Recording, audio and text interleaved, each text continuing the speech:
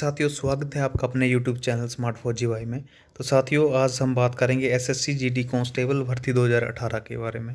तो दोस्तों, जो चैनल पर कैंडिडेट्स पहली बार विजिट कर रहे हैं, उनसे मेरी यही रिक्वेस्ट है कि चैनल को सब्सक्राइब कर लें और बेल आइकन ज़रूर प्रेस कर लें, ताकि आने वाली जो भी लेटेस्ट वीडियो की नोटिफिकेशन होगी वो आपको समय समय पर मिलती रहे।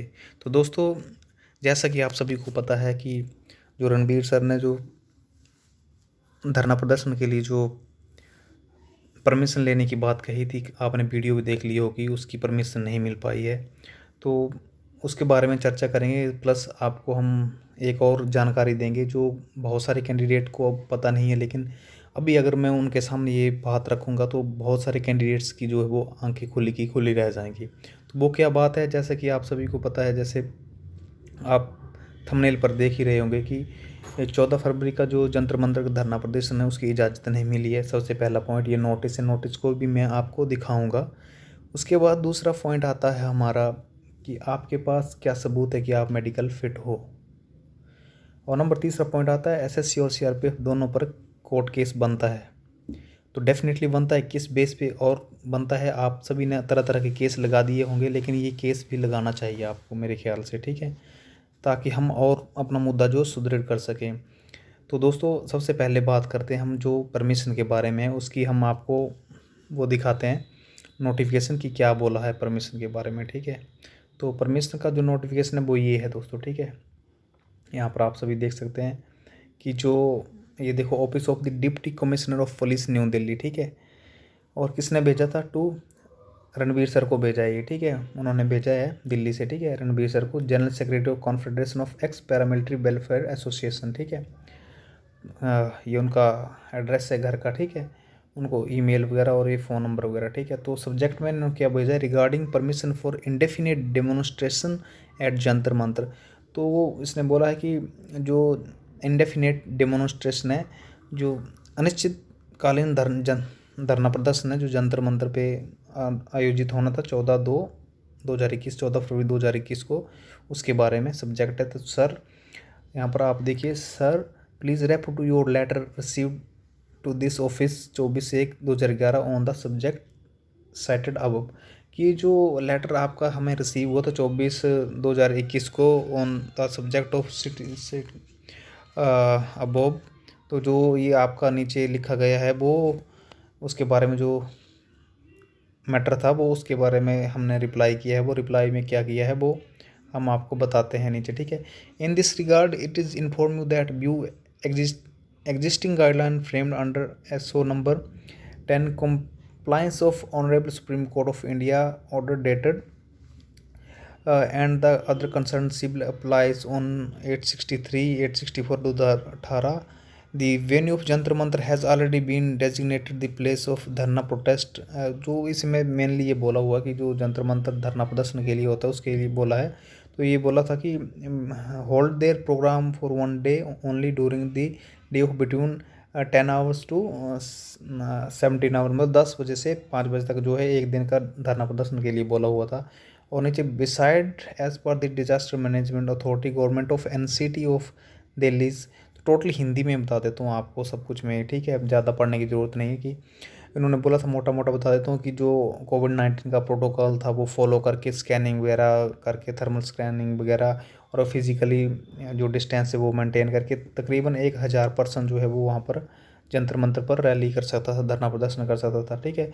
इन view of larger public interest and comply with the guidelines of honourable supreme court.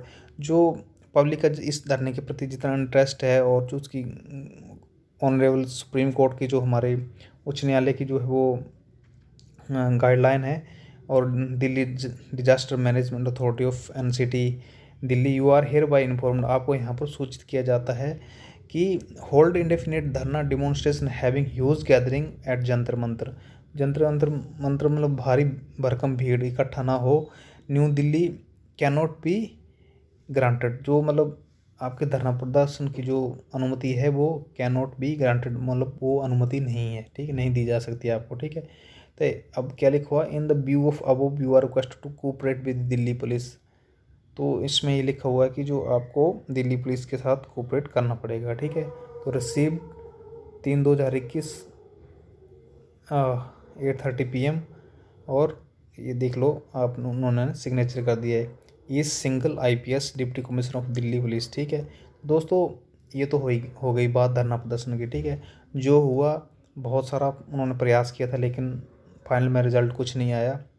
आपको पता है किसान आंदोलन वगैरह भी चला हुआ है, तो ये छोड़िए, लेकिन हमें अपने हक की लड़ाई खुद ही लड़नी है दोस्तों। ठीक है, हमें खुद ही सब कुछ इसके बारे में करना। तो मेन बात आती है अब कि आपके पास अगर कोर्ट केस कर रहे हो या कुछ भी कर रहे हो दोस्तों, तो आप जो भी मेडिकल फिट हुए थे हम सभी जैसे, ठीक है, तो हमारे पास क्या प्रूफ है कि हम मेडिकल फिट थे।